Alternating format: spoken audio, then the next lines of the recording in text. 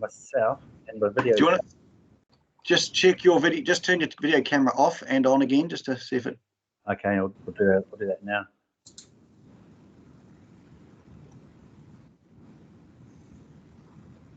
Ah, that's it. There we go. Oh, okay. So, good afternoon, Mr. Heath.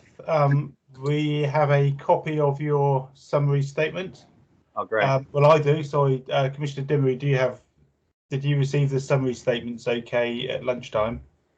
Yes, thank you. Yeah, so you've got Mr. Heath's. So we've obviously read your evidence in chief, Yes. which I've just reopened, and but of course the summary statement is new to us. So unless Mr. Allen wants you to do any different, we're happy for you to run through the summary. Yeah, good. Okay, that's fine. It's pretty short, so won't take too long. And you've got 10 paragraphs. So. Excuse me. The core Marsden catchment is forecast to experience sustained growth, both population and business growth over the foreseeable future. This will see an increase in demand for retail and commercial service activities in the local area. The objective of PC 150, is to provide a more consolidated, scaled centre in an appropriate location within a sustainable mix of land uses, being residential, commercial, office, and others.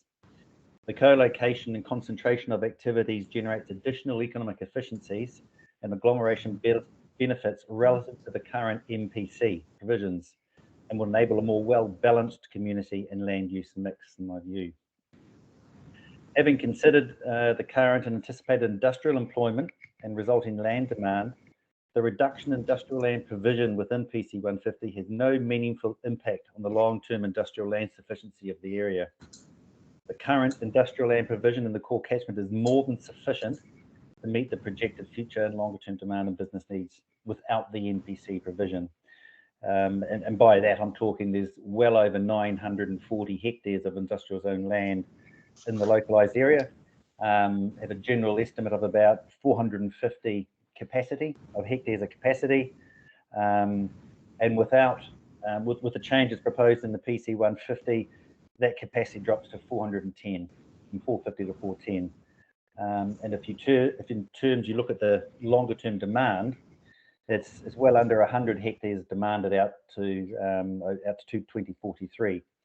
So the differential between supply of industrial land and the demand for industrial land moving forward is significant. So the loss of industrial land on PC 150 has no meaningful impact. An increase in the residential zone relative to the NPC provisions would increase the residential yield of Marsden City and provide an economically efficient location close to supporting services, in which to house workers who will take up the employment in the large tracts of industrial land which I've just identified before. That's an efficient location for workers within that industrial land to reside. The recent update to the P150 master plan that was discussed this morning and outlined in Mr. Badham's presentation facilitates this further with additional local employment opportunities in the commercial zone, and negligible, and as we discussed, I think it's about a net 30 dwelling loss as a result of the change, due to the balance of land being changed from low density to low density zone, previously now proposed to be general residential zone. The latest population projections for Marsden City show that it's growing at a much faster rate than was anticipated. Stats New Zealand haven't provided fine-grained updated projections of the new census data at SA2 level for across the country yet, but they have done district updated projections, which was in my original evidence we've done, and it shows that that the district has grown at a significantly faster rate. And what was previously, if you apply that growth to this particular catchment, the growth that was anticipated by 2043 is now likely to be realised in 2033. So the likely, given the importance of Marsden catchment to the Whangarei district growth, the rate of growth is occurring at a much faster rate, and that needs to be accommodated and accounted for.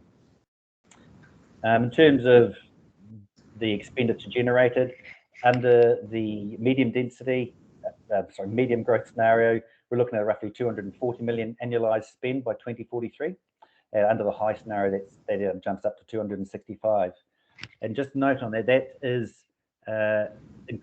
can be considered conservative because it doesn't factor in at a localized population projection level the higher growth rates that we've been seeing across the district. Just that stats haven't projected that yet. So that I would consider to be a conservative estimate once the projections are recast. Under PC 150, a consolidated town centre proposition spanning 8.4 hectares offers a more vibrant and diverse offering in a single location from the catchment. Just acknowledging this is just over 5 hectares less than what that's currently in the Marsden City area. So we're not promoting the bigger centre, we're actually promoting a smaller, more consolidated, vibrant centre.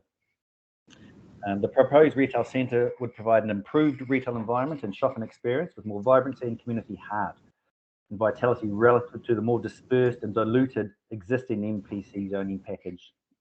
It would improve the choice, offer and economic efficiencies and economic wellbeing and social amenity of residents in the localised area. PC 150 would assist internalising a significant amount of spend within Marsden area, which by default is currently going to either Whangarei or further afield down to Warkworth and in Auckland. Additionally, proposed PC 150 provisions and zoning framework will generate a host of strong economic benefits, such as increasing employment, increasing residential choice, and broader spread of residential price points in the market, and the opportunity for a more extensive and diverse retail and commercial services offering. Overall, PC 150 is considered and will likely to have net positive impact on the community relative to the existing MPC provisions. So happy to answer any questions you have. Thank you. Commissioner Dimmery? Thank you. It was interesting to hear about the faster growth rate. When I was reviewing the information in the plan change package, there was a request for further information asking about whether there was a possibility too much mixed use was provided and what the impacts of that might be. And I was wanting to have an understanding of, now that there's more commercial provided as well, is there any potential that it could have the same fate as the industrial, that there's an oversupply and you get a patchy form of growth? Or are you confident in the projections that the balance between the demand and the supply is not like the industrial, where you said the supply is far in excess, or the capacity is far in excess of what's required? I was just wanting an understanding of that. Yeah, I agreed originally that the mixed use provision in the current MPC provisions there's only just over 51 hectares. I've scaled that back down, or the plan change has scaled that down significantly to 12. So I did think originally that extensive mixed use provision was too much for the market. I think I've got to the current provision of 12 hectares now. I'm more than comfortable with to provide that flexibility and balance for the market demand moving forward. And that includes the change that we've seen in the rebuttal evidence. I was just okay.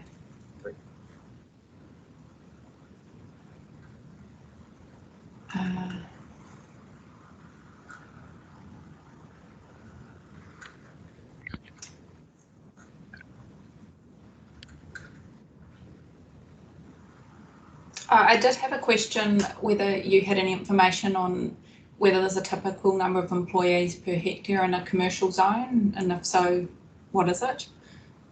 I don't have it off the top of my head. I can get one for you though, but it does depend on the extent of activities enabled within the particular commercial zone.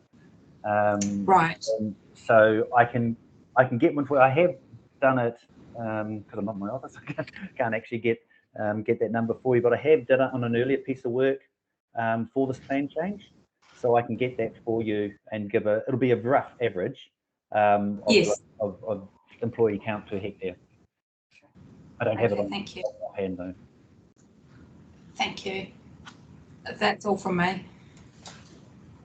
Thank you. There were no specific questions on your summary or your evidence from me because it was very clear. But I did have a question for you because and it's actually related to a transport issue. You'll see that we've got various pieces of transport evidence before us today and tomorrow, and they discuss the pressure on the local road network of people leaving this area and heading into Whangarei to work, for instance, and talks very much about those trips. I wonder whether, from your perspective, whether you had anything you could offer us that would help us in our consideration of that issue, in terms of the way you think that this area may work moving forward. And I suppose it's not just this plan change areas, but how it works as part of the wider sort of Marsden Ruakaka area in terms of employment and residential and how is it realistic, I suppose, to expect a significant number of people to head into Whangarei to work, or whether in your experience within areas like this you actually do get people living and working more locally, for instance? Yeah, I think the Marsden catchment in general is one that's going to go under significant change over the next 20, 30, 40 years. And as we move forward, we're going to see a lot more internalisation of both the employment from the area within the catchment and retail spend also will become more internalised within the catchment as the offer improves. I think what we have with the business zone provision at the moment is it's fairly blunt and it's very heavy industrial and light industrial focused. I think what this plan change does is bring a broader range of business land opportunities and environments to the market that's not currently available, will be more appealing to some of those smaller business operators who don't tend to or necessarily prefer to locate in industrial environments. And this provides the ability for those types of businesses, we call them gymnasiums and things like that, that service the local population a lot more than perhaps just raw industrial activity. So I think we're expanding the breadth of opportunity for local employment. That by default will internalise some of that employment spend as employment activity and the requirement for employment trips to Whangarei and down to Auckland. But a large part of this market also is driven, and it came through my evidence, is driven by, it's a holiday hotspot. So it's driven by visitors to the area. And it's that type of flow on employment opportunity, particularly in the food and beverage sector, which will be internalised more within the catchment as well. So, yeah, I would see the Marsden City, as it's proposed, would internalise a lot more of that employment traffic and retail traffic than would otherwise be the case without the zonings in place in the future. Great, thank you. That was it from me. That's very helpful. Good, thank you. Thank you, Mr. Heath. The next witness is Mr. Ormiston regarding traffic. And Mr. Ormiston had an evidence in chief and also a statement of supplementary rebuttal evidence that you would have seen. Yep. Circulated some time ago. And Mr. Ormiston, you're going to speak to a summary of all that? Or? Yeah, I'll just speak to my two-page summary. Yeah, if you could just bear with me whilst I will open all of that.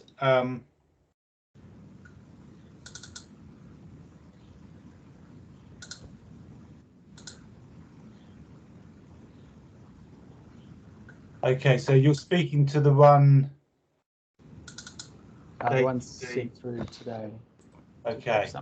Transport summary, yeah, fine. The one that's not in evidence format is in a summary format. Okay. Commissioner Dimmery, have you got those all at hand, all okay? Yes, thank you. Yeah, good. Yeah, no, thanks. Mr. Ormiston.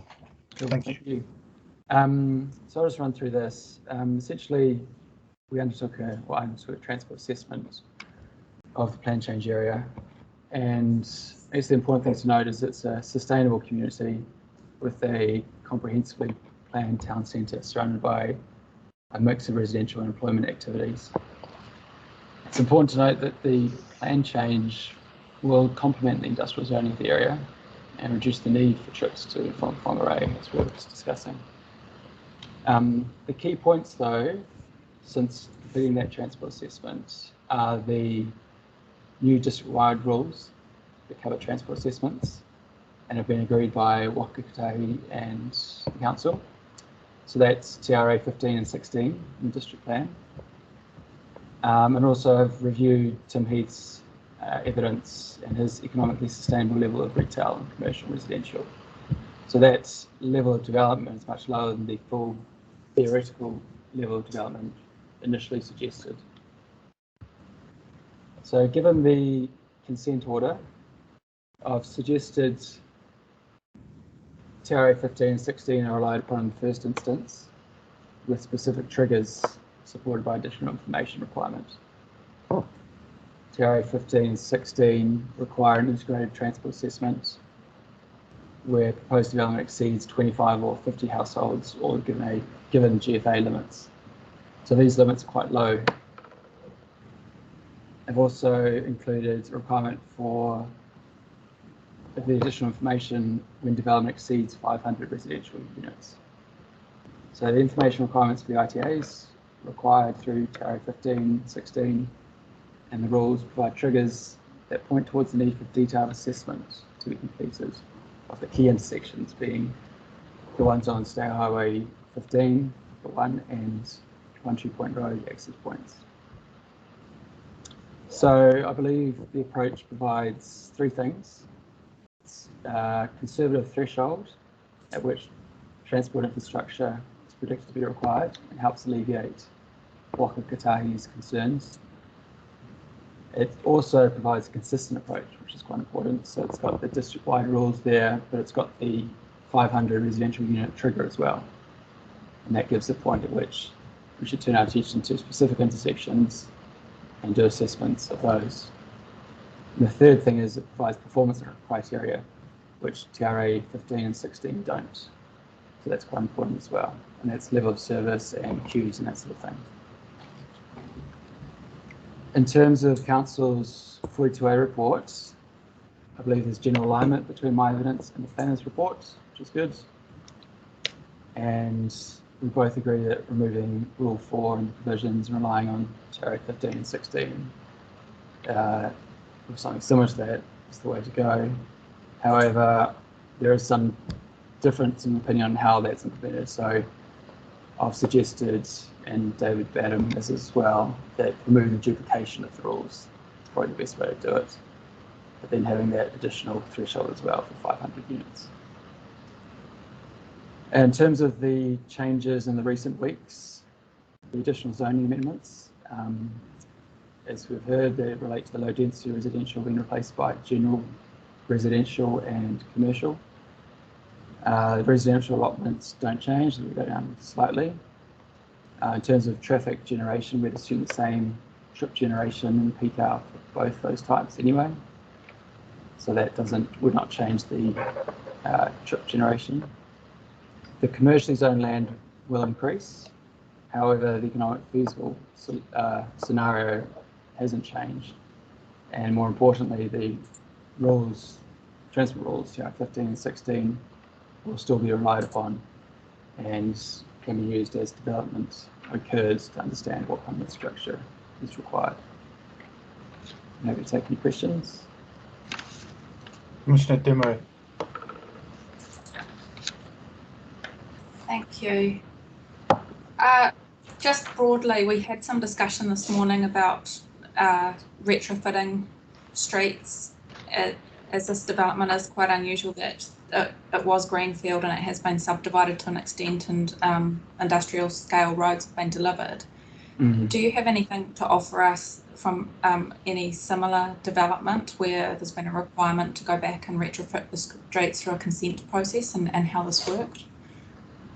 No, I was thinking about that. I haven't particularly, so it's probably not too much else I can offer on that in that regard. Okay. Okay, thank you.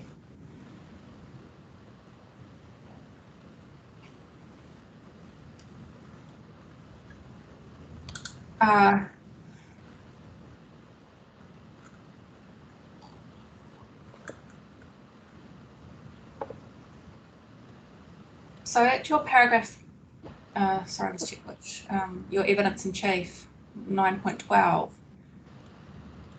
you've talked about trip rates occurring in the town centre and development, and some assumptions there about the distribution. Yeah. And I wondered, do your conclusions change if the pace of development is different? For instance, if all the residential happened first and it was a significant lag between when the town centre occurred as built out? Yeah, I mean, those internalisation trips have remained relatively consistent through the development, so it would change slightly. And I guess the beauty of having the transport rules as they are now, these new rules, allows you to assess the quantity of trips that are leaving the development as that occurs. So, I mean, previously we had 3 stages of triggers when infrastructure was needed. Essentially, we've just got one set of rules now that allows assessment of each resource consent as it occurs.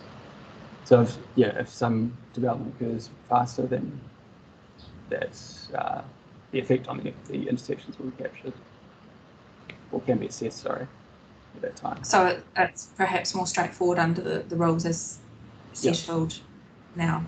Okay.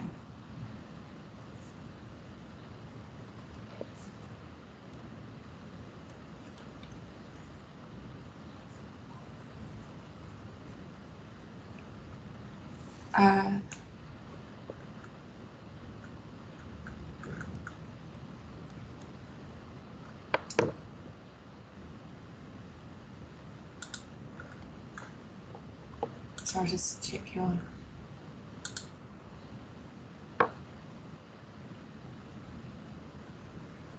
In your rebuttal evidence at 7.7, you've talked about the mix of activities, and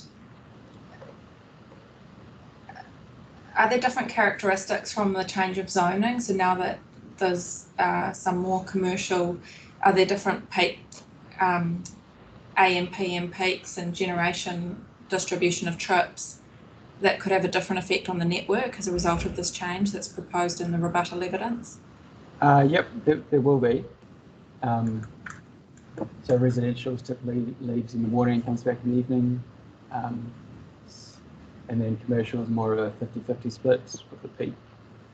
Well, not necessarily, well, probably in the mornings and evenings, but if it's retail, it's not typically in the mornings. However, I guess I'll go back to the rules again, the transport rules, where that could be assessed at the time if development occurs in that sliver of commercial land. So it's something, again, it goes back to the rules that make it quite easy to understand what upgrades would be required. Thank you, that's all from me, thank you. No, just bear with me, I'm just double checking mine. I don't think actually there was any specific issues that I needed assistance with, thank you.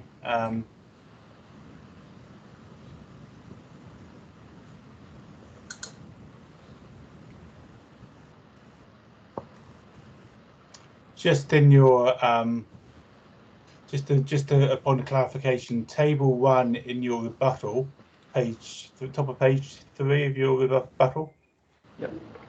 The column is the middle column is existing Marsden Primary Centre stroke status quo. That means as in the plan at the moment, as it were, rather than as existing on site, doesn't it? Yeah. Yeah. So that's what I thought. I thought I'd just better double check that.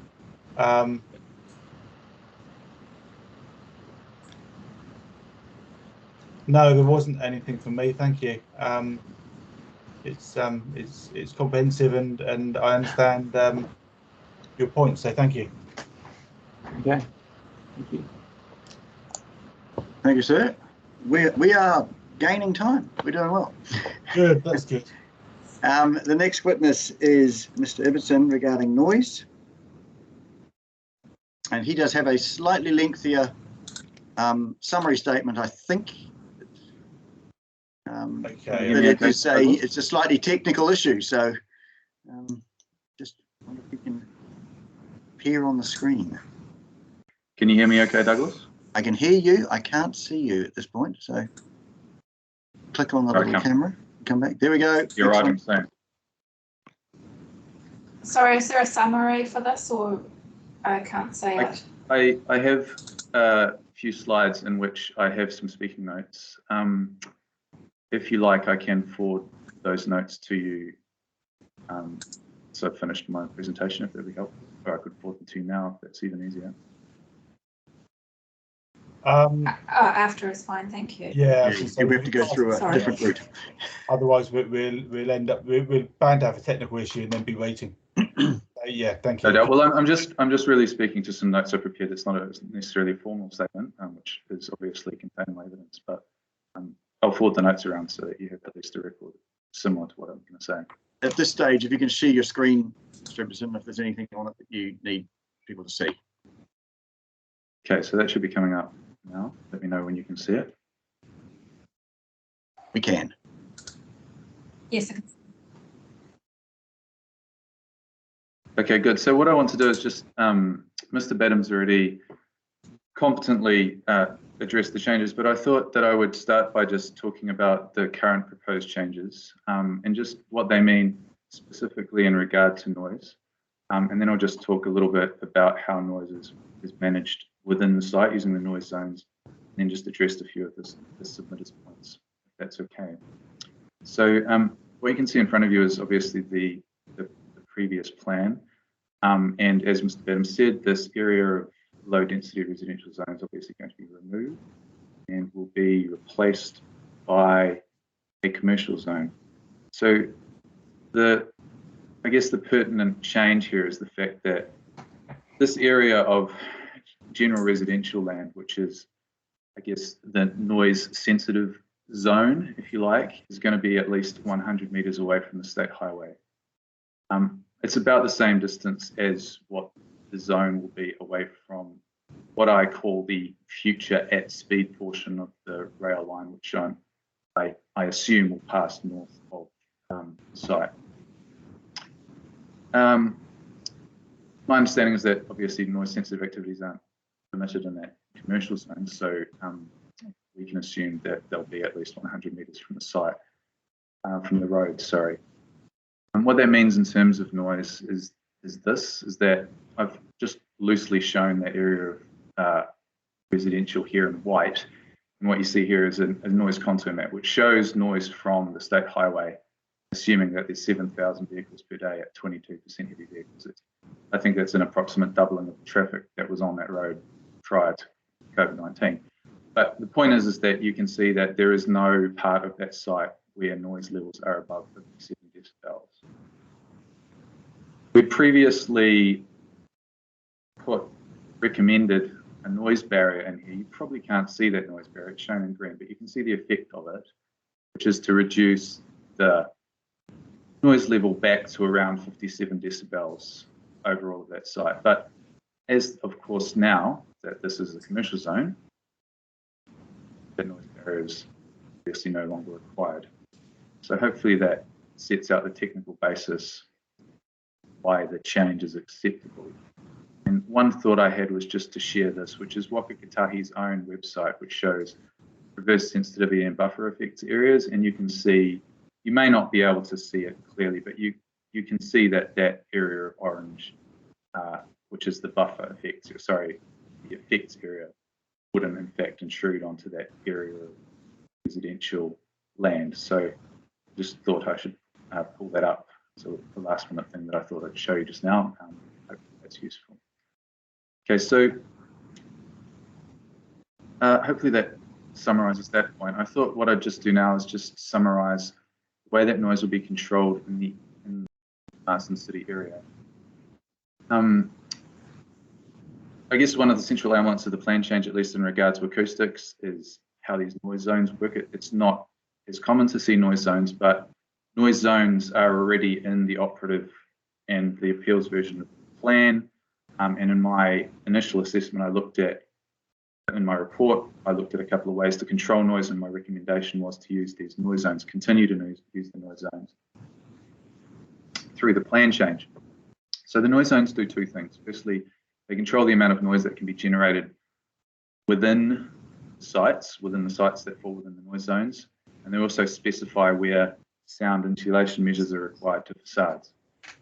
So within the green zone and the blue zone, noise is controlled to permitted standards effectively of 55 decibels during the daytime and 45 decibels during the nighttime, and with an LMAX noise limit of 70 decibels during the nighttime. So those are limits that are often applied to residential zones. They are an acceptable level of amenity. They're at the upper end of the range of what's generally considered acceptable for residential amenity, but certainly there are plenty of urban and quasi-urban, suburban residential zones that have such noise limits, so it's not unusual.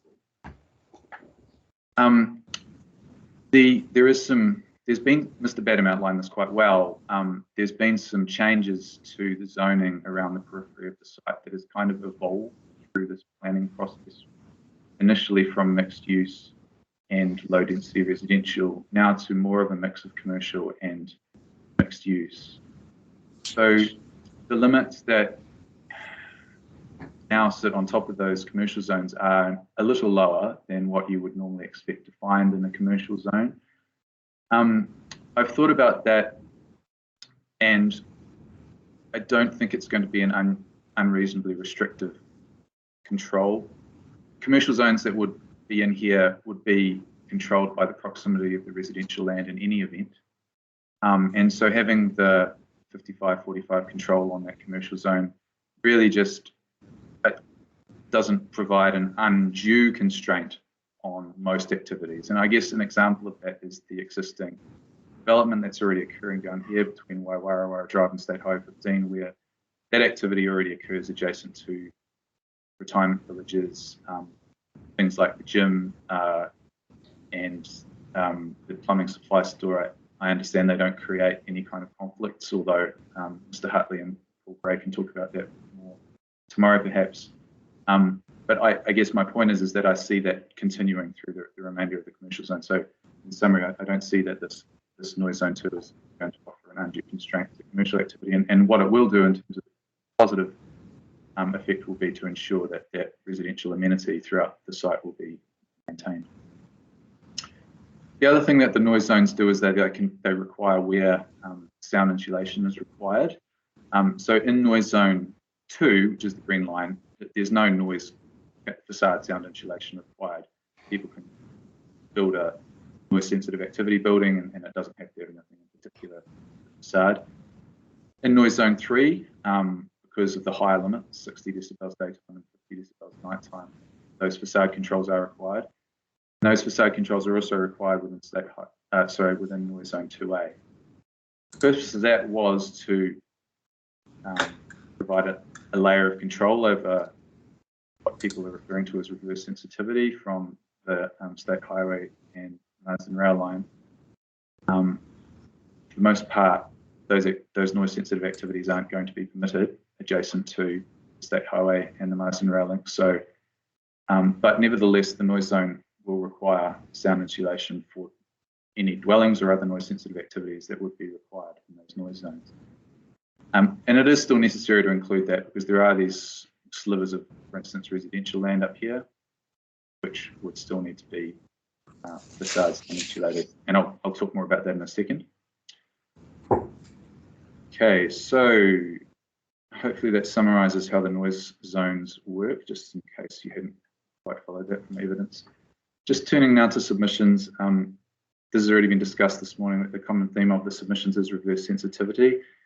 So Waka Kotahi and KiwiRail have both submitted on the need to protect their land from their infrastructure or land adjacent to their infrastructure from noise. So I had addressed that by those things I've already discussed, which is the noise zone 2A near the State Highway and the future rail line, provision of the noise barrier, now no longer required because of the change in zoning. And thirdly, as a response to the Section 92 request, was by making non-complying noise sensitive activities non-complying near the Marsden rail line. Now that this zone is supposed to be a commercial zone, I'm assuming that at least Waka Kotahi should be quite comfortable with what's proposed. We've already addressed why the land is not going to be exposed to noise levels above 57. It will be at least 100 metres from State Highway 15, so it accords with their own internal guidelines. My reading of the submitter's evidence is that there was a broad acceptance of what was proposed before we made this change to the low density residential environment. So I'm confident that their residual concerns will hopefully be addressed by these changes. There are a couple of matters though that I will just cover off. Waka Kotahi and Marsden and the Kiwi Rail both do want to see a specific vibration limit included in the plan. My view is that that is not necessary. The noise sensitive activities will be sufficiently removed from those transport corridors, and vibration is mostly, or some would argue entirely, under the control of the of those authorities. So I think that has been addressed, and I don't see any need to specifically include a noise vibration limit in the plan. There isn't a specific spot for it to go at the moment anyway. Secondly, Mr. Stiles suggested that a noise barrier be extended right the way along the northern part of the low density residential zone. I'll just go back to that. So that would be this area up here. And Kiwi Rail have supported that recommendation, but as this is no longer going to be a low density residential zone, I assume that that has fallen away. Certainly there's no longer a noise barrier proposed, so there's no longer a noise barrier that could be extended. But as that is no longer proposed to be a sensitive zone, I believe that that is sufficient.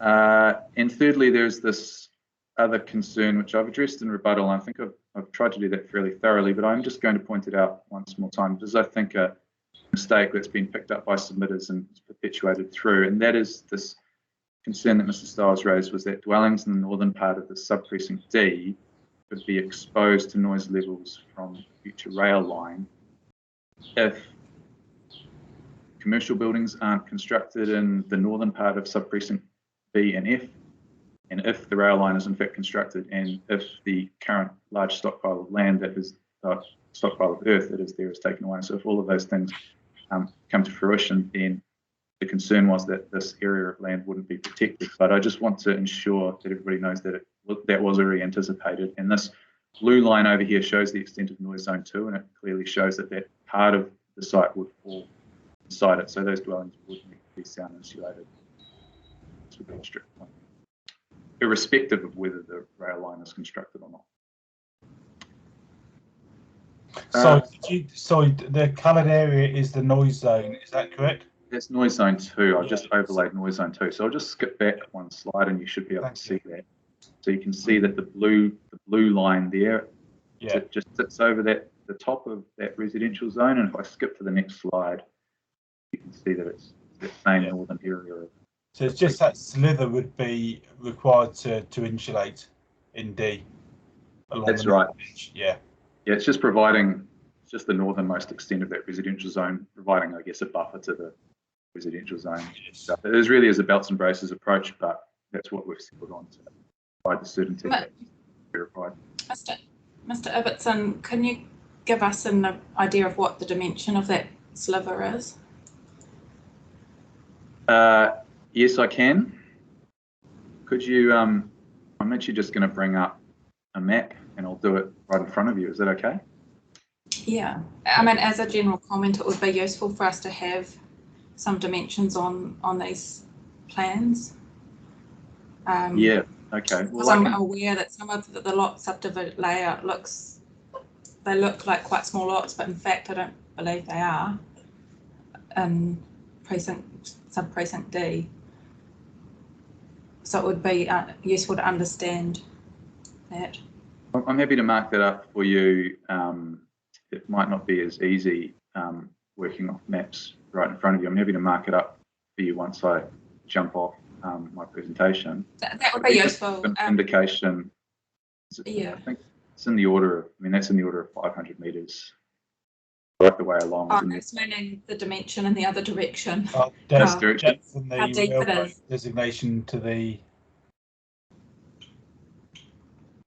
So How much? I'll just mark up a PDF if that's okay. And Yeah, unless you want it now, in which case I'll just need to take it a moment.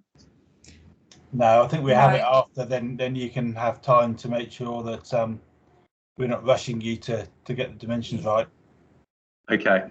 To be clear, I'm interested in the depth dimension going in the other direction and north-south between. Yes, if you could pull up the other plan. Yeah, tell you what, I will do it, seeing we've got the opportunity to do it now. So I'll just go to my other screen. Sorry, remote desktop. So this should be to scale. And if I just shift some dimensions around, should be able to see it's in the order of about 513 metres long. And I think But in the 31 other metres deep. Yeah, Commissioner Dimmery, are we talking about the depth of the overhang. noise? How much? Oh, overall from the railway to the street, or? No, I'm talking about if you, sorry, if you bring up that shaded. So Yeah. that's going lengthways, but if you go, probably that 31. So that's the approximate distance from the top of that road to the top of that general residential zone. Is that the dimension you were interested in? And that would be the same Yes, as the of the residential zone, which falls within noise zone 2. So depending, they could be entire allotments, not just the backyard, correct? Yeah. Well, my assumption would be that would be the case, but I don't know for sure. And the suggestion you have in relation to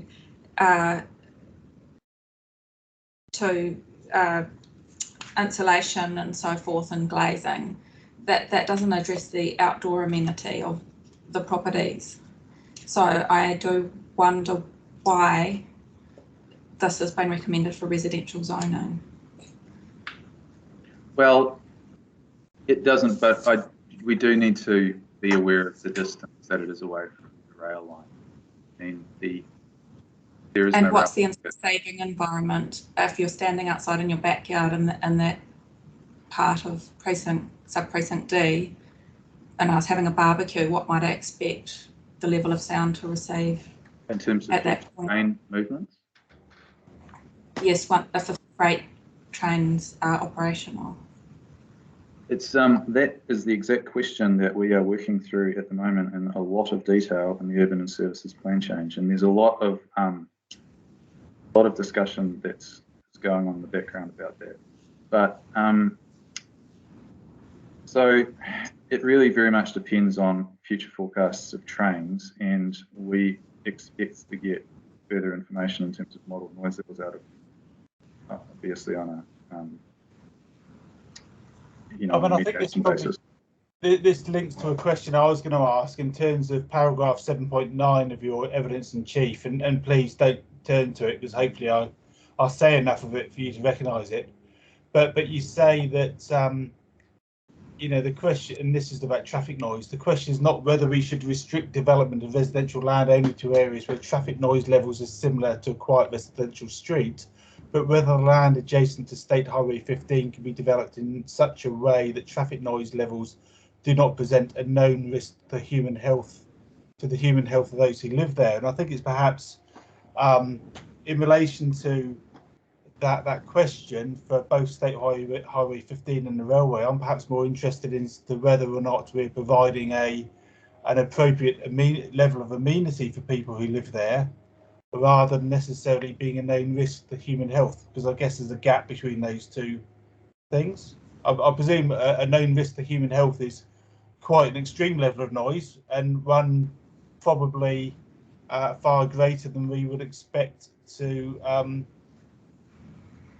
provide an appropriate level of amenity. And I think, Commissioner, that links to your question, really, doesn't it? It's the same sort of thing. It's about, are we creating environments that are appropriate for people? That is what I was driving at. because bear in mind we are dealing with a rezoning here, not with already established residential, and so we have an opportunity to consider the appropriateness of this, having regard to the other policy directives and the plan generally, which is a question for Mr. Badham. But my understanding, I was wanting to know what level of noise could be received there and whether it's appropriate for residential. Yeah, because I did notice, Mr. Ibbotson, that one of the things you talked about in your paragraph 8.7 was the character of the noise. And I do wonder with the curve and the rail designation there, whether there's a screeching or some sort of foreseeable annoyance level that might be generated from the movements of the trains through that section. So it's not just the level of noise received, but perhaps the character of it as well.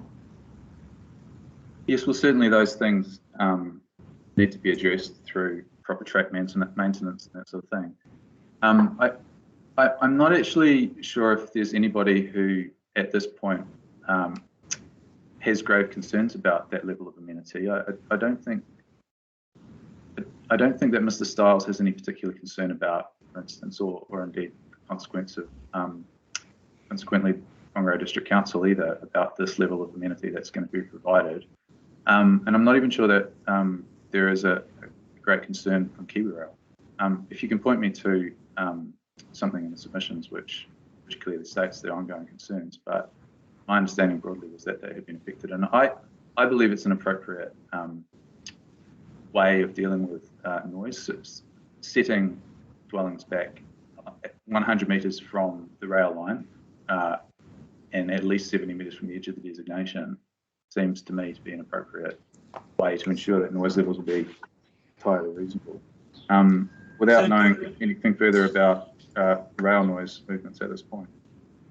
Do we know what that slither of the designation that comes into the site with the angle at one end and the square at the other, above being F? Do we know what the intention is for that piece then?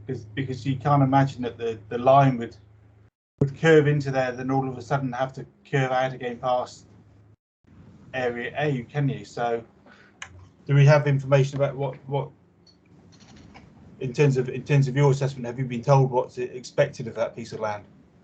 No, I haven't. No, I mean, perhaps this is an issue we'll discuss further with Mr. Stiles then, and with other witnesses coming later about what their knowledge is of that piece of land, and again, also what Mr. Stiles' view is on those questions that we were asking. I don't know if Mr. Stiles is listening in or not. He may be one of the +19 on my screen. I don't know. Just done a quick calculation for you. Thank you. In terms of noise levels from that rail line, and I've had to make a whole bunch of assumptions about a whole bunch of things, but it's pretty clear to me that noise levels would be below 55 decibels LEQ 1 hour at that point, and that broadly, in my view, is well, even KiwiRail's view, I think, is generally entirely acceptable level of noise. So I've done that calculation based on numbers that I've recently measured, and assume numbers of trains of 4 per hour, which seems fairly high.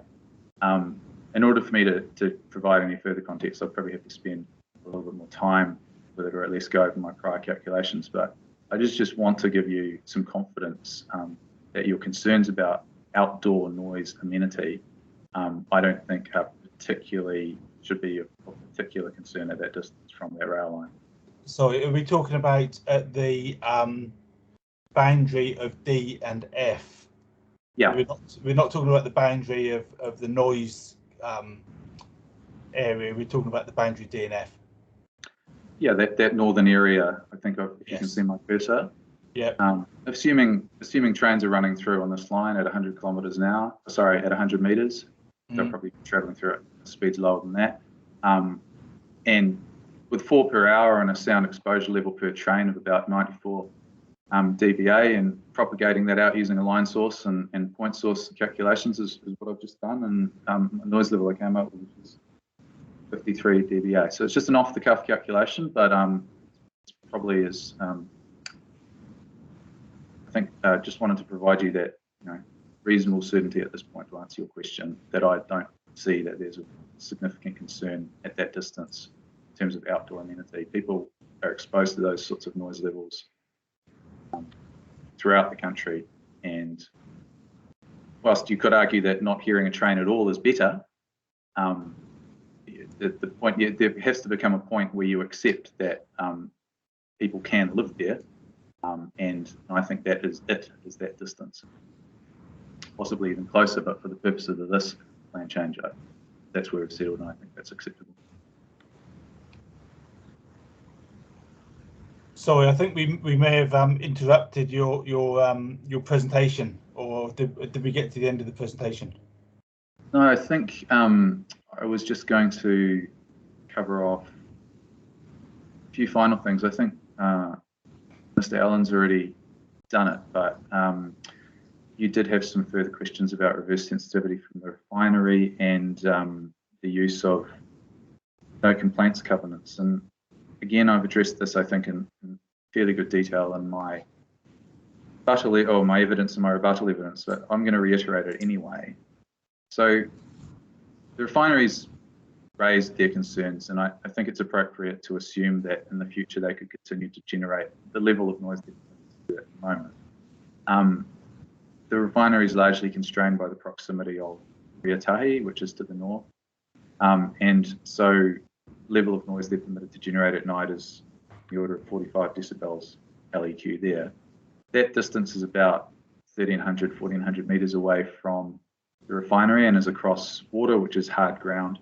So it's very easy to do a calculation to determine what the level of noise would be at Marsden City, and even in conditions which are favourable to sound propagation, which are those which, as you would have heard in previous hearings, where you've got a temperature inversion or downwind propagation, i.e. the worst case scenario. And the noise level at Marsden City, assuming broadly soft ground in between the refinery and Marsden City, likely be around 20 decibels. Now 20 decibels is an extremely low level of noise. It's unlikely to be noticeable at Marsden City, and it'd be unlikely, I view, to generate complaint. But even if there was a complaint generated, noise levels would be well below the level of noise the refinery is permitted to emit. So I don't think that a complainant could construct a credible argument that noise from the refinery is unreasonable at this point.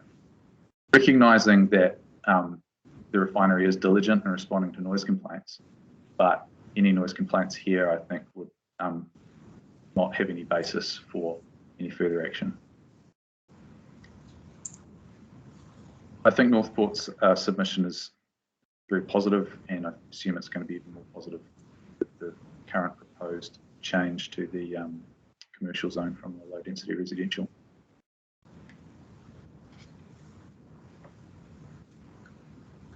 Is that the end of your presentation at the moment, your summary? Yeah, if you're happy with that, I'm happy to take further questions, or I can go over any parts that you feel I haven't addressed properly. Good, thank you. Commissioner Dimery, did you have any other issues to raise and confirm? I'll just check one moment.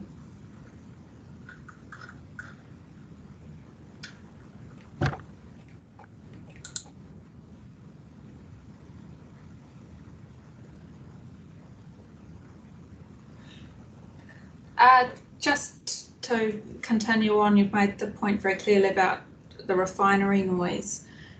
I wasn't clear from reading your evidence in chief to what extent you considered the heavy industry and light industry zoning that was confirmed through the urban and services plan changes in proximity of the site.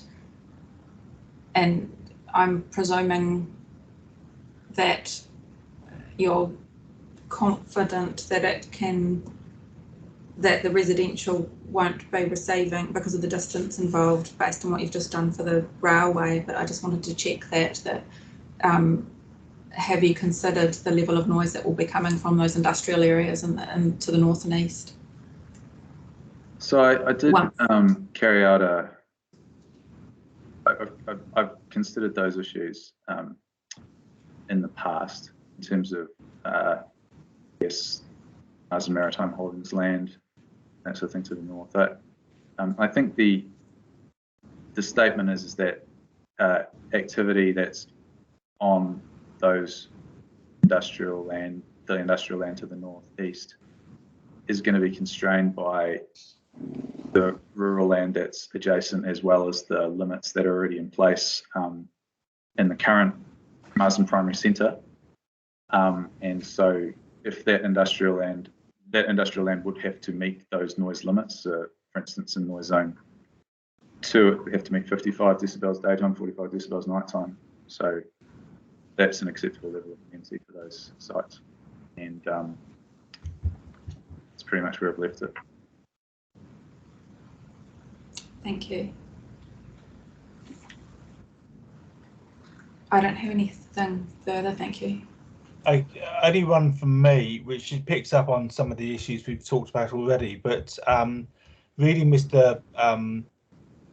Badham's rebuttal evidence and the updates that's provided in there regarding open space, I understand there could be an area of open space somewhere within, effectively,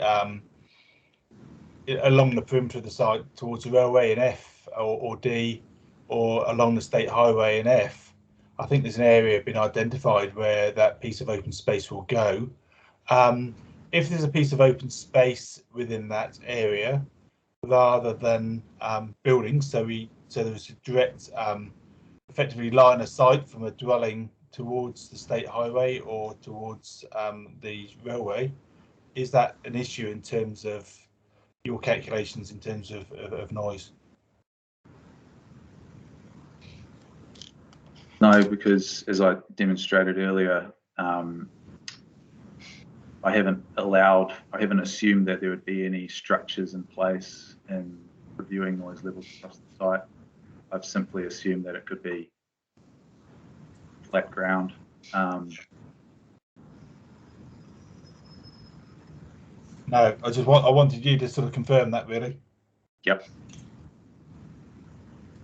Can I just? Oh, sorry.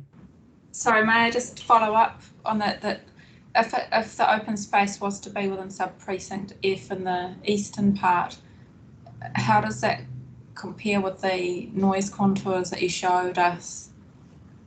Is it a desirable place to put open space? What would be the level of noise?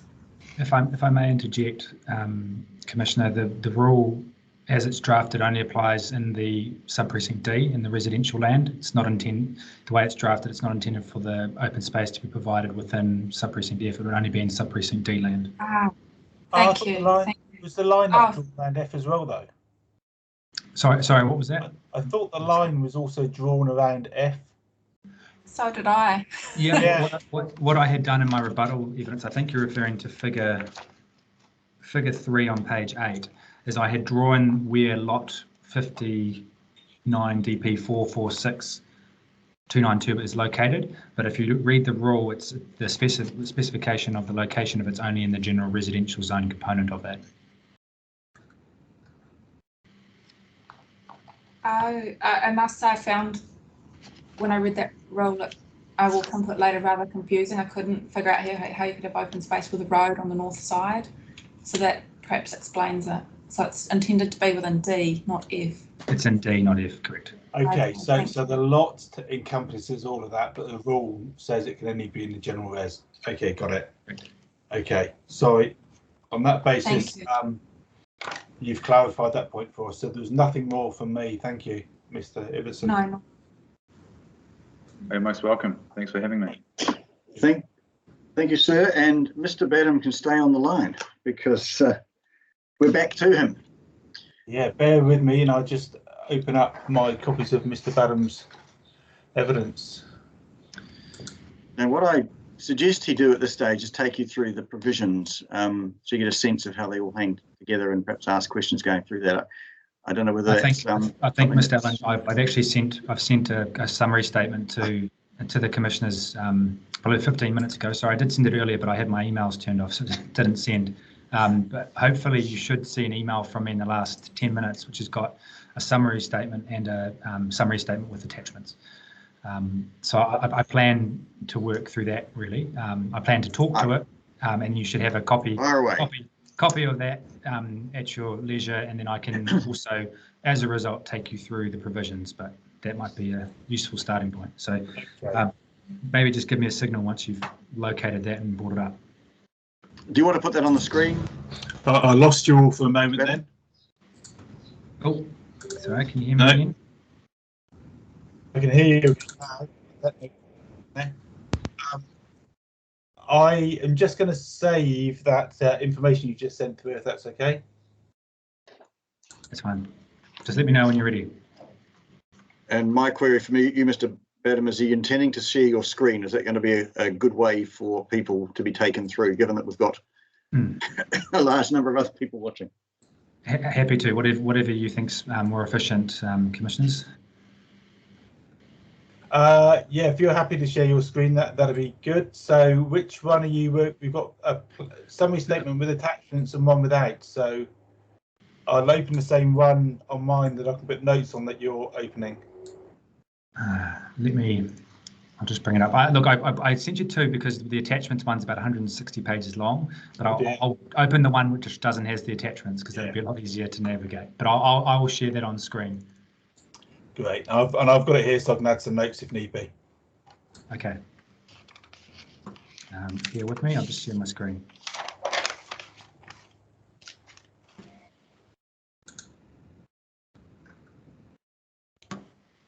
Commissioner Dimmery, are you all okay to go ahead if you've got everything you need in front of you? Yes, I have, thank you. Okay, thank you. Look, I won't go through 1.1 ad nauseum. I've already introduced myself earlier this morning. Just moving on to 1.2, the purpose of this statement, as I drafted it, is to briefly outline the additional amendments and my response to submitted evidence. So I'm just bringing out some of the high points from my rebuttal statement, but also to highlight some of those additional corrections that I mentioned earlier this morning as well. And in 1.3, I just say there that I'm comfortable taking questions as I go, or at the end, whatever suits the commissioners in terms of efficiency. So just feel free to interject if it suits. So moving on to 2.1. Look, in this section 2 of the summary statement, I've just gone through some of the additional amendments again and briefly summarised them. The first one at 2.2 is the zoning change. So as you've heard this morning from Mr. Allen and various experts, we've decided to alter the zoning framework to delete the low density residential zone and replace it with a combination of general residential and commercial zones. That has resulted in the deletion of sub-precinct E. So I mentioned it earlier, we now only have reduction from 7 to 6 sub-precincts. And we've removed 7.5 hectares of low density residential land. And just in here again, I've reattached for your convenience the figure that I had brought up earlier in my presentation. So that's there. Mr. Ibbotson's just mentioned this as well, but because we no longer have the low density residential zone located on the eastern portion of the site, there is no longer any need to have the bund. So those provisions have been deleted, and I outlined that in detail in my rebuttal evidence as well. And then as a result of that, there are a number of other further consequential changes that I outline in my rebuttal. At 2.3, as you've already heard today, all of the applicants' experts have carefully considered this change and support it. And I confirm that I also support the change as outlined in my rebuttal statement. Just briefly on the Kāinga Order consent order at 2.4. So a significant number of amendments have been made due to that consent order being released. And look, I just reaffirming my position that I think these changes are logical and necessary to make the Marsden City precinct and ultimately reduce the length and complexity of it and ensure greater consistency across the district and within the locality. And at my latest calculation, I think we're down to 24 pages. So it's quite a significant reduction. I've also just at 2.5 summarised some of the key changes that are outlined in my rebuttal. So the first is 2 new provisions in the Marsden City precinct and the Marsden Town Centre zone relating to the provision of open space, which we were just discussing earlier. We also have a new traffic rule in the Marsden City precinct, and the reason for that being included is really to clarify the 500 residential unit trigger that Mr. Ormston was referencing earlier in his evidence. And that triggers a more detailed assessment, and consequentials have also been made to the associated information requirement. There's a further amendment at C to policy MCP P3 and the Marsden City Precinct to also reference sub-precinct B. Now that policy is referencing residential at ground floor, and there was some early questioning on Mr. Riley on that. It's not permitted in the mixed-use zone to have residential at ground floor, but there was a change made following discussion with Ms. Ryan and Mr. Burgoyne relating to the policy direction for that that I've made in MCP P3. And then there's also a new combined rule requiring landscaping along the site frontage of One Tree Point Road and State Highway 15. Now this is the rule that we were discussing this morning with Mr. Riley during his presentation. And just to follow up my views on that rule is I think currently it says 2 meters in depth and a combination of trees, shrubs and ground cover. So I think the word combination of is quite important. It excludes the point of somebody going through and just putting grass covering across there. And ultimately, I think from Mr. Riley's question and also my view on it, that I'm comfortable with that wording. However, it operates on a spectrum and you could always have more detail or less depending on how prescriptive you want it to be. Mr. Batten, may I just ask a question at that point before I forget that I know that some plans have a definition of landscaping and what it might comprise, and does the Whangarei plan have anything similar that might assist in the interpretation of that rule? I'm not sure. Usually provisions, if they are defined in the Whangarei District Plan, Peel's version will have underlined in red in the text, and I don't think there's a definition for landscaping. I suspect Mr. Burgoyne is about to join us as one of the 17 people with a hand up. I can't see hands up, but if I can see a hand up. Oh, there you go. Yeah, sorry. But so there is a definition. It's land which is planted in lawns, trees, shrubs, or gardens. Yeah, quite open then potentially.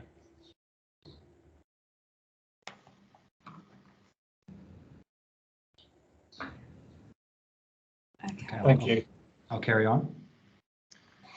And I've also, so at E, I've just outlined that I've deleted rules relating to Outlook in the Marsden City Precinct and also the Marsden City Town Centre Zone. That's following some clarification on the Section 42A report requirements when I discussed those with Mr. Burgoyne and Ms. Ryan.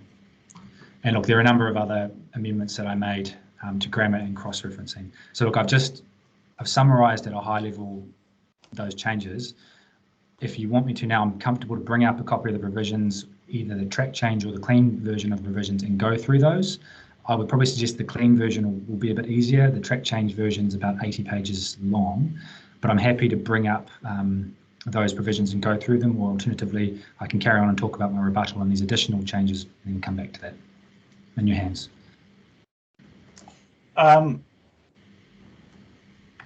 I'm wondering whether going through it, if we can speedily go through it, might be the best way to do it. What do you think, Commissioner Demery? Yes, I would find that useful, I think, just to go through and then perhaps return to your discussion. That's right, and pick up any other points after. I think we see it all in context then. It's quite hard when you're reading evidence to quite fully understand the context of the rule. Okay, what I'll do, I'll just unshare my screen and I'll bring that up again. Thank you.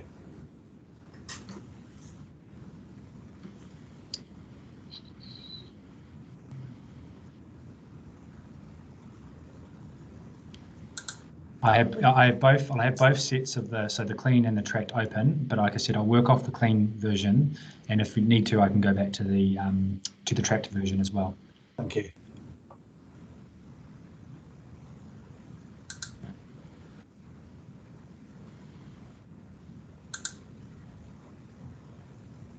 Okay, so the first document I will share is the precinct provisions. These are the clean version. So the issues section is largely Could you unchanged. zoom a touch more? I know we see less height of the page, but if you could zoom in a bit more, yeah, that's okay for me. How's that for you, Commissioner Dimery? That's very good, thank you. Thank you. So first is the issues section. There's some changes that are included within there regarding the terminology for avoiding reverse sensitivity effects. It was in there as manage, but I've accepted the evidence of Mr. Macefield and agree that it should be avoid to give effect to the regional policy statement. So I've made a change in the issues section. There's also some consequential changes as a result of the zoning change to the definitions of the context, the wording around precincts. So there's now 6 and not 7. So there's some changes that have been included in there. There's now 6 precincts listed.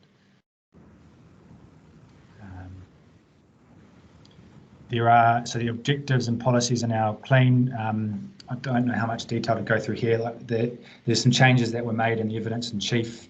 There has been some other minor changes as a result of the rebuttal. And in particular, it would be around, I think the key one to highlight would be this one, around, again, avoiding reverse sensitivity effects. So I've changed that wording to align with the regional policy statement and the higher order direction. Previously it was manage.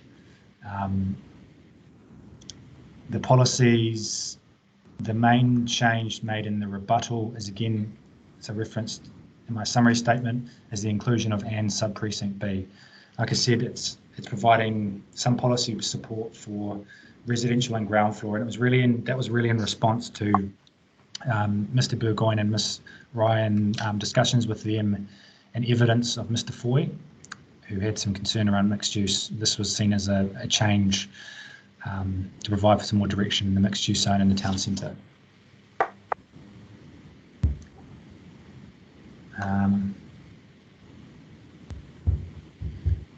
I'll move to the rules.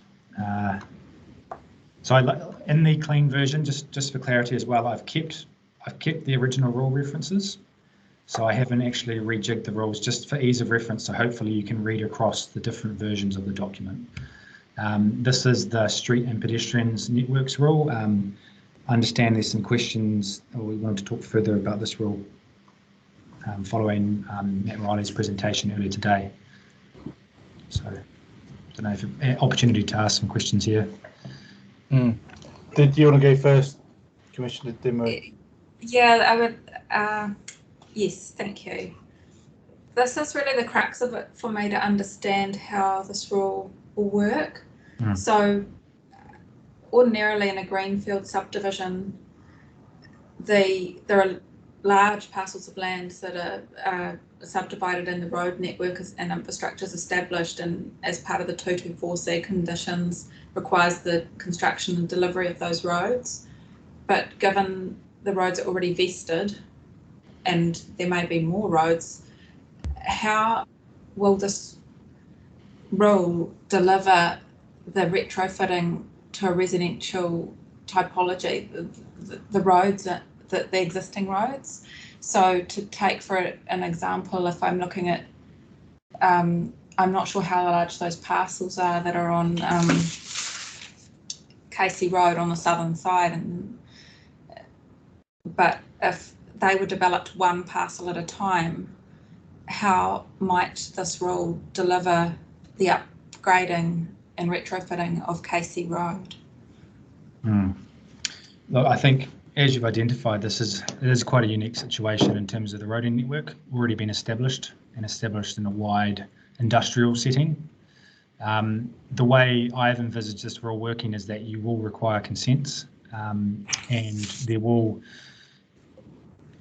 ultimately, the majority of this land is owned by two landholders.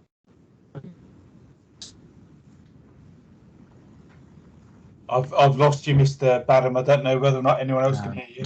Yeah, you've just gone silent. Yeah. Yeah, sorry. Can you hear me now? Yeah, I think it was an internet issue rather than anything else. It was when you said the majority of this land is owned by two landowners. Okay, I'll start from scratch. Can you hear me still now? Yes, thank you. Thank you. Yes. So the majority of it is owned by two landowners, and also I think the other component for this is that the roads are actually already, or the existing roads are vested for council. So any changes you make to the roading network are also going to need to be in conjunction with the council. And there's also provisions in the, notwithstanding the street and pedestrian network we've got here, there are also provisions in the transport chapter that apply for new roading connections. So the way I envisage this working is that this will all be engaged with quite regularly, and you will need restricted discretionary consent. And what we've included is the map and the cross sections to direct the location and the type of the street network that we're trying to get. So I see, I guess in the short answer, I see this playing out in a consenting framework. Ultimately, the permitted rule won't kick in until the actual full street road network is kicked in. So I'm still a bit confused because, say for instance, we have an existing street that someone's going to build a new dwelling on, and then someone else does another one, someone else does another one. They don't need consent under this rule at all anyway, do they? Because it's already there. Is that right, or am I totally misunderstanding it? So I'm just trying to understand the question. Are you saying in terms of an existing roading network, or we have an existing roading network in an existing form? Mm-hmm. That existing form doesn't comply with street sections, but if someone's just building the land's already subdivided, we can see the subdivision pattern on your precinct map, for instance. Mm-hmm. If someone wants to build a dwelling on one of those existing lots, they don't have to do anything to the street, do they? Well, they'd have to, if the street that they're accessing wasn't upgraded in accordance with the plan and the rule, then they'll need a resource consent, I would say. But Mr.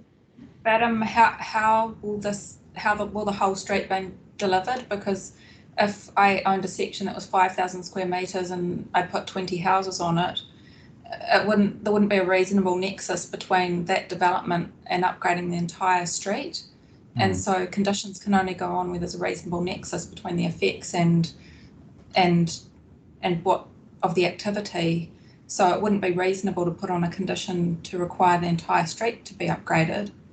And I'm struggling to see how but equally I find it difficult to see that you might require a 20 metre or 30 metre length frontage in front of one parcel to be retrofitted, in a piecemeal fashion.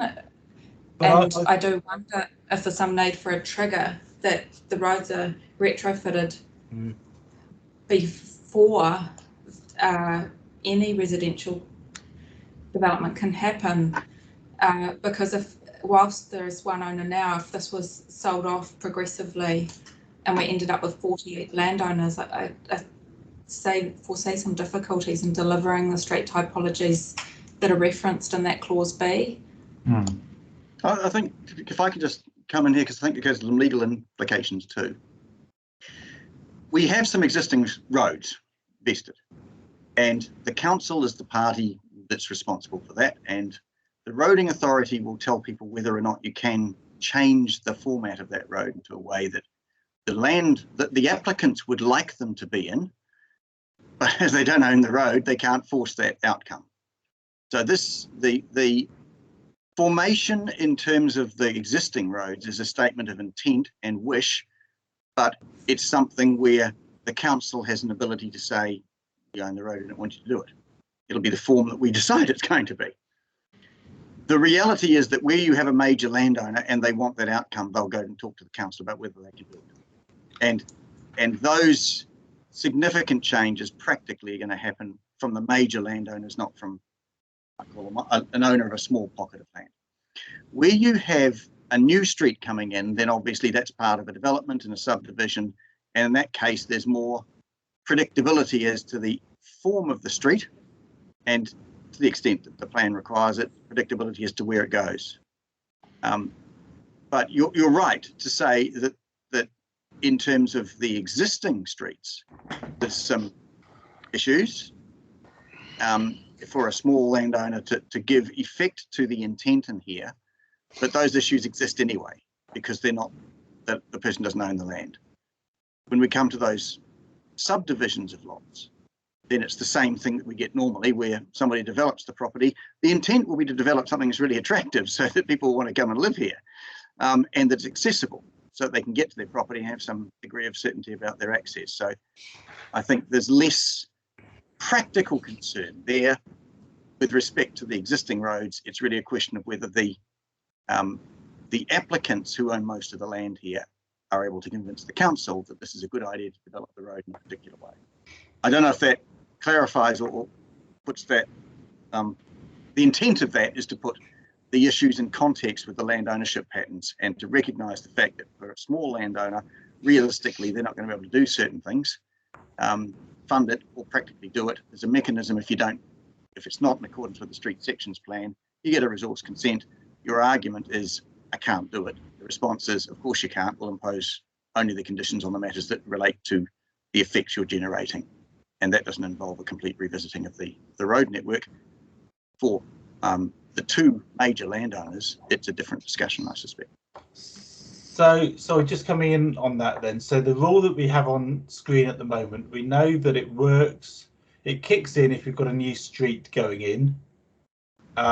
You either build it in accordance with the location and street section plans, or you apply for a restricted discretionary consent for an alternative to that.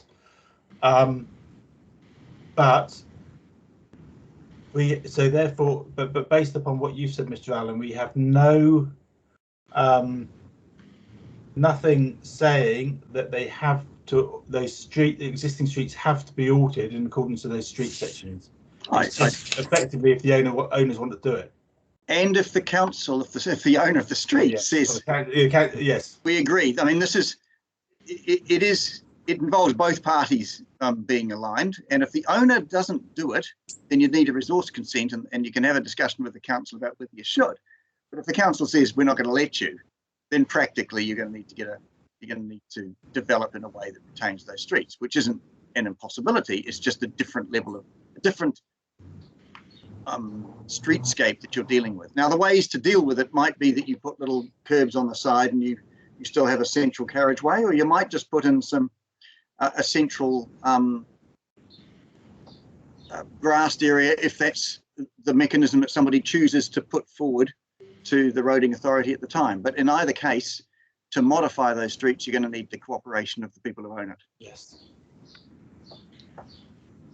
Is there a risk here that it is a little trust me, the developer will wish to make the development appealing to sell the lots, but if they don't, will it create an expectation and a risk that council is going to deliver these street typologies, and given that they are the road controlling authority, and so it puts a burden on the council to deliver what's shown here?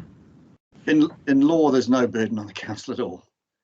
And the reality is, it's if council's roading authority says now we don't want this outcome, take this rule out in terms of the existing wider roads, tell us, because my concern isn't about council saying no, we don't want it. It is about there's a lot in the objectives and policies and evidence about creating a sustainable, walkable, surface cycleway development. And it's the practical reality of how this is delivered, and whether there's any appropriate planning mechanism that will give confidence that it will be delivered. Well, because it's not the applicant's land, it can't guarantee that outcome. It needs the cooperation of council to allow it to do that. The most that we can do, I think, is to say in the plan change, this is what we'd like to do, and the outcome that we'd like to get to. And if the council at its policy level says that's a good outcome, fits with all these policies, we'll run with it. But that's fine. But the problem we're left with then is the council as roading authority with another hat on might subsequently say no. And there's no way that we can force that outcome, because they're not here designating it for a particular different form of development. They've got powers under the relevant legislation in terms of how they operate roads and how they work on them. That's just part of the mix that we're in. But the most I think we can do here is to identify what it is we'd like, to make that something that's a permitted activity, but recognise that even the best intentioned applicant with the money at hand may not be able to convince the council that in fact it's the right thing to do at a particular time in the future. There's two components to this in my view, and there's the existing roading network which is established, which we know. Where I guess it is easier is the new roading connections, which we've shown, and the permeability. It's a challenging situation, like you say, in terms of how you retrofit existing roads, because they're quite wide. When you go out into site, they've got quite a wide carriageway because they've been designed primarily to be industrial streets. So that width, I guess, it does actually give some advantages in terms of what you can do on the street network in terms of retrofitting, in terms of putting in landscaping, and that's what we've tried to show in the plan, but also the cross sections. And ultimately, I think that it's a lot more straightforward when you're putting in the new connections through blocks, which we've shown.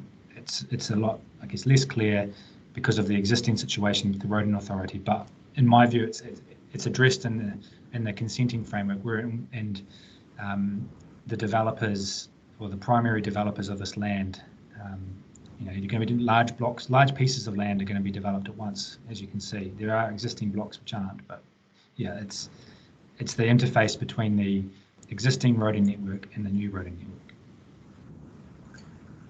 So taking the retirement village example, that's already under development, and some of the commercial lots on the other side have already been developed, so we might expect that road in reality may never change in form.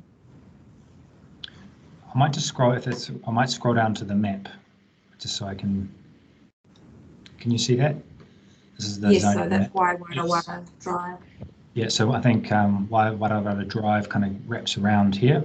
So we've got some existing development on the commercial lots, and there's some earthworks going on here. And my understanding for the Stage 2 retirement village is that it's within south of this line, so it's sort of in this block.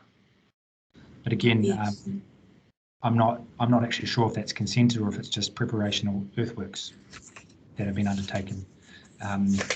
If specifically questions for the retirement village are probably best for Mr. Gray and Mr. Hartley, who are presenting tomorrow morning. I just think, I think Commissioner Dimmery and I have to have a think about this, because the plan is very much selling the concept, isn't it? Or the precincts and the sections in it are very much selling the concept of those roads being, I'm not sure whether it's upgraded or downgraded to be appropriate, but one or the other, adapted to be appropriate to their new use. But actually, in reality, it's only the new roads that we can insist upon them matching those cross sections, or the council can try and either they match the cross sections and location, or they require a RD consent and they're considered. Okay, I don't know that we can go much further on that particular issue, really, because it is what it is, isn't it? I do have some questions though about the rule itself. Just some points of clarity from me, if that's okay. I'll scroll back up. There we go. So R5. It says if they're located in accordance with, and you may have said this earlier, sorry. What does located in accordance mean? Because they're not geolocated or anything, are they? They're just drawn on a plan. Yeah. And some are indicative and some aren't. Yes, it'll be located in accordance with the plan. I think part of the issue there is in terms of what plans we're referring to. It should refer to the appendix, correct appendix. But I mean, does located in accordance mean within 5 meters of, or within 50 meters of, or do you see what I mean? I think it's, does it need further clarity about what located in accordance means? I guess it depends how prescriptive you want it to be, because the map we've got is not a geolocated surveyed plan. No. It shows lots. What could assist potentially is some dimensions, which I think Mr. Murray identified earlier, just showed rough dimensions. But the intention is it's located in accordance with the plan, which is in the Appendix D. We'll see. But what about ones where it says they're indicative? So, for instance, we've got a new residential street that doesn't have the word indicative, and other ones are indicative residential streets. So, That's located in the if it's only indicative, does this rule not apply? I think the intention there, and I see your point, is that the indicative ones are more flexible because they're shown as connections in terms of permeability. The key connections are the. Sorry, I'll scroll on that. Yeah, sorry, I've got the advantage. I have it up already. No, that's fine. So look, the indicative ones are the dotted lines. So other than the one along the top is not indicative. It just says new residential street. Yeah, so There's other dash ones that are indicative, isn't there? Oh no, sorry, no, yeah, sorry, ignore me. Yep. Yes. Got it. Yeah.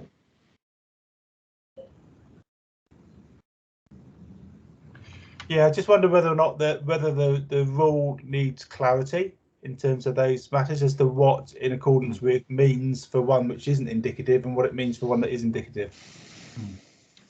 I take the point. I think as we've heard this morning in Matt Riley's presentation, some more work possibly is needed on this rule and this map in terms of clarity. So yeah. I'm happy to take that on board and have a discussion with the applicant and other experts and come back with some suggested amendments. Yeah, no, thank you. I'm conscious that we've been going a while, and I hate stopping in the middle of people, but we've got quite a lot to go through, haven't we, in terms of the precincts and the zone. Should we take a short break now so that we can all stretch our legs and grab a quick cup of tea and then come back in 15 minutes? Because I think we've got a fair way to go, haven't we? Do we agree that we've got a little way to go? I just wonder whether we've got to stop at some point. So for a break. So should we do that now for? I mean, it's 15 minutes, okay? I just think 10 never works. No one's ever back. So, 25-2. Yeah. So we're adjourned until 25-2. Thank you. Thanks.